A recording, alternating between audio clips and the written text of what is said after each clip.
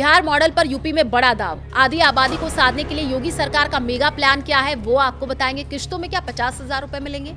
नमस्कार, मैं हूं आपके साथ आयुषी गुप्ता। देखिए, उत्तर प्रदेश में 2027 के विधानसभा चुनाव से पहले महिला वोटरों को लेकर के सियासी हलचल तेज हो गई है। सरकार महिलाओं के लिए एक ऐसी योजना पर मंथन कर रही है जो अगर लागू होती है तो इसका सीधा असर प्रदेश की करोड़ों महिला वोटरों पर पड़ सकता है। चर्चा है कि बिहार की तर्ज पर उत्तर प्रदेश में भी महिलाओं को स्वरोजगार के लिए आर्थिक मदद दी जा सकती है।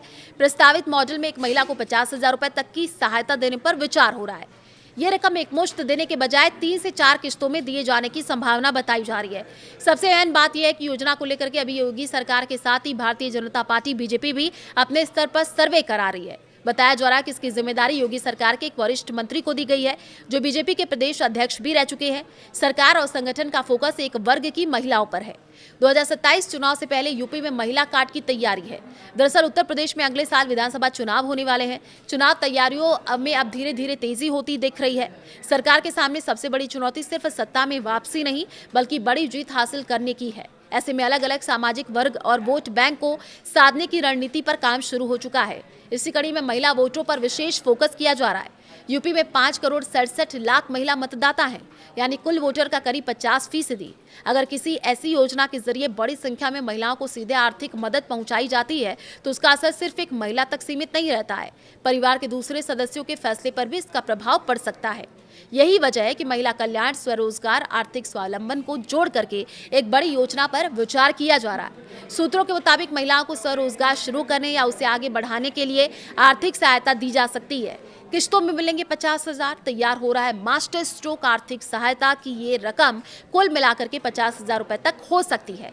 संभावित मॉडल के मुताबिक चुनाव में पहली किस्त के रूप में करीब 20,000 रुपए दिए जा सकते हैं। इसके बाद अगर भाजपा की सरकार दोबारा बनती है तो बाकी रकम 3 किस्तों में दी जा सकती है, यानी 10-10 हजार रुपए की 3 अतिरिक्त किस्तें। यानी सरकार की कोशिश होगी कि महिलाओं के मन में ये रहे कि बीजेपी सत्ता में वापस आएगी तभी बचे 30,000 मिलेंगे। चर्चा है कि 50 लाख से ज्यादा महिलाओं को योजना के दायरे में लाने का लक्ष्य रखा जा सकता है। सरकार जिस तरह की योजना पर विचार कर रही है उसमें प्राथमिकता आर्थिक रूप से कमजोर वर्ग की महिलाओं को देने की संभावना है। इसके तहत अनुसूचित जाति, अनुसूचित जनजाति परिवारों की महिलाओं के साथ साथ बीपीएल परिवारों की महिलाओं, निराश्रित और विधवा महिलाओं को प्राथमिकता दी जा सकती है। सूत्र ये भी बता रहे हैं कि इस योजना का लाभ सिर्फ उस वर्ग की महिलाओं को मिलेगा जो खास समुदाय से ताल्लुक रखती हैं। हालांकि सरकार और संगठन के स्तर पर मंथन जारी है। इस योजना का लाभ एक संभावित मानक परिवार की सालाना आय से जुड़ा हो सकता है। इससे ऐसे परिवारों को शामिल किया जा सकता है जिनकी आय 12 लाख रुपए सालाना से अधिक नहीं है। हालांकि पात्रता की अंतिम सीमा सरकार के अंतिम प्रस्ताव और शासनादेश के बाद ही स्पष्ट होगा। सर्वे से सामने आएगा असली आंकड़ा। योजना को लेकर के सरकार और संगठन की तरफ से सर्वे की प्रक्रिया भी बताई जा रही है। इस सर्वे के जरिए ये पता लगाने की कोशिश हो सकती है कि प्रदेश में कितनी महिलाएं पहले से स्वरोजगार से जुड़ी हैं, कितनी महिलाएं स्वयं सहायता समूहों में हैं, कितनी महिलाओं को आर्थिक सहायता दे करके रोजगार से जोड़ा जा सकता है। योजना की निगरानी और तैयारियों की जिम्मेदारी कैबिनेट के एक वरिष्ठ मंत्री को दिए जाने की चर्चा है। यानी मामला सिर्फ राजनीतिक घोषणा तक सीमित नहीं है बल्कि सरकार इसके लिए मौजूदा महिला स्वयं सहायता समूह और ग्रामीण आजीविका के नेटवर्क को आधार बनाने पर भी विचार कर सकती है। यही वो जगह है जहां बिहार का जीविका दीदी मॉडल महत्वपूर्ण हो जाता है। यूपी में पहले से मौजूद है बड़ा नेटवर्क। उत्तर प्रदेश में महिलाओं को आर्थिक रूप से आत्मनिर्भर बनाने के लिए पहले से ही राज्य ग्रामीण आजीविका मिशन चल रहा है। इस व्यवस्था के तहत महिलाओं को स्वयं सहायता समूह बनाए जाते हैं। आमतौर पर करीब 10 महिलाओं का एक समूह बना करके उन्हें अलग अलग स्वरोजगार गतिविधियों से जोड़ा जाता है। इन समूहों के जरिए महिलाओं को आर्थिक गतिविधियां, प्रशिक्षण और वित्तीय सहायता से जोड़ने की कोशिश की जाती है।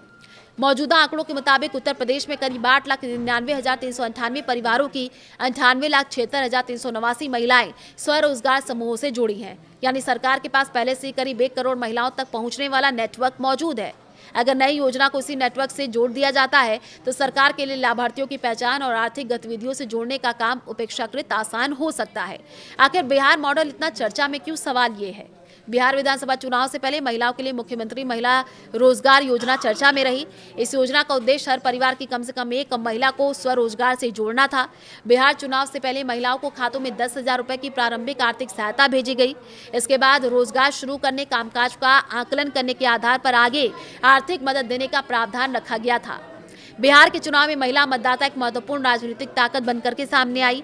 बीजेपी की अगुवाई वाले गठबंधन को बंपर जीत हासिल हुई। इस बीच मॉडल को उत्तर प्रदेश में अपनाया जा सकता है। बता दें कि महिला वोट बैंक को लेकर के ये रणनीति सिर्फ बिहार तक सीमित नहीं रही। मध्य प्रदेश में लाडली बहन योजना में महिला मतदाताओं को सीधे आर्थिक सहायता देने का मॉडल स्थापित किया गया। महाराष्ट्र में भी महिलाओं के लिए आर्थिक सहायता की योजना लाई गई। हरियाणा में भी महिलाओं को केंद्र में रख करके योजनाएं बनाई गई। हालांकि मध्य प्रदेश, हरियाणा और महाराष्ट्र में महिलाओं के खाते में हर महीने पैसे भेजे जाते हैं। उससे उलट उत्तर प्रदेश में महिला वोटरों को बिहार की तर्ज पर आर्थिक सहायता से जोड़ने का विचार सामने आ रहा है। यानी महिला को सिर्फ पैसा देने की बजाय पैसा देकर उसे कोई काम शुरू करने के लिए प्रोत्साहित किया जाए।